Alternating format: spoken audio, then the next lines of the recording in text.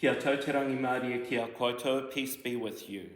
Welcome back to the Church of the Immaculate Conception here at Pakipaki for this tuition video on the chanting of the Apostles' Creed, I te reo Māori, ko te whakapono o ngā Apotoro. Ki te ingoa o te mātua, o te Tamaiti, o te Wairua Tapu. Amen. E whakapono ana hau ki te atua, ki te mātua kaha rawa. Kaihanga o te rangi me te whenua. A ki tāna Tamaiti huatahi hoki kia Hēhu Karaiti tō tātou Ariki. I whakaāhuatia e te Wairua Tapu. I whānau i te Takakau i a Mēri. I whakamamaetia i ngā rā i a Ponotio Pirato. I rīpekatia i mate i tanumia i heke ki te iweri.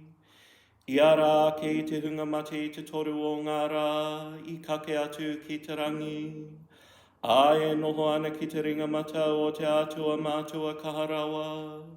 Ka hoki mai anō ki te whakawā i ngā tāna toru i ngā tāngata mate. E whakapono ana hau ki te Wairua Tapu ki te hāhi tapu katorika.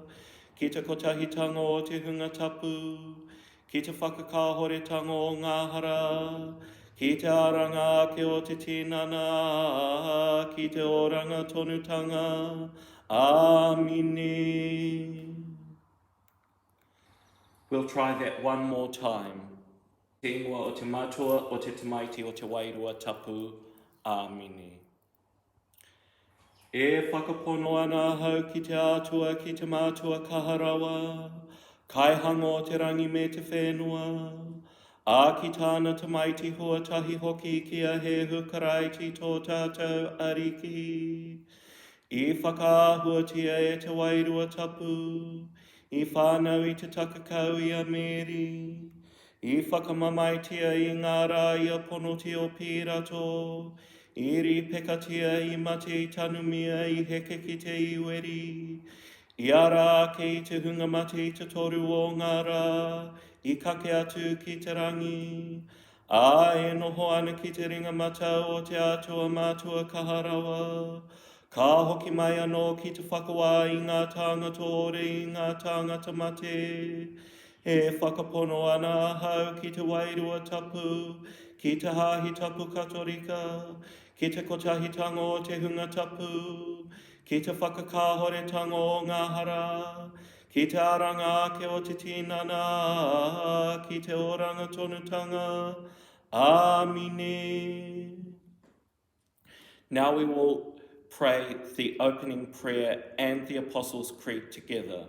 Ko te inoinga ko ngā inoinga whakataki me te whakapono o ngā Apotoro. Ki te ingoa te mātua o te Tamaiti o te Wairua Tapu. Amine.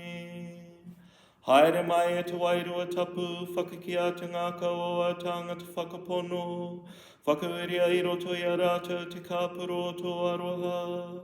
Tōnoa mai tō wairua, ka hangahotia o mātou ngā kau, ka whakahotia te mato o te whenua. E te atua nau i whakamatau te ngā kau o a tāngata whakapono mā te māramatanga o te Wairua Tapu. Ho mai ki a matau mātou ki ngā mea tika matau a wairua. A kia hari tonu mo te māriatanga e tukua mai ana e ia. Mātou mātou Ariki ma Hēhu Karaiti. Amine. E whakapono ana hau ki te atua te mātua kaha rawa kaihanga o te rangi me te whenua. A ki tāna Tamaiti huatahi hoki kia Hēhu Karaiti tō tātou Ariki. I whakaāhuatia he te Wairua Tapu, i whānau i te Takakau i a Mēri. I whakamamaetia i ngā rā i a Ponotio Pirato. I rīpekatia i mate i tanumia i heke ki te iweri. I ara ake o te hunga mate i te toru o ngā rā i kake atu ki te rangi. A e noho ana ki te ringa mata o te atua te mātua kaha rawa. Ka hoki mai anō ki te whakawā i ngā tāna toru i ngā tāngata mate. E whakapono ana hau ki te Wairua Tapu ki te hāhi tapu katorika, ki te kotahitango o te hunga tapu, ki te whakakāhoretanga o ngā hara, ki te aranga ake o te tinana, ki te oranga tonutanga, Āmine. Kia tau te rangi Māori e kia koutou, peace be with you all.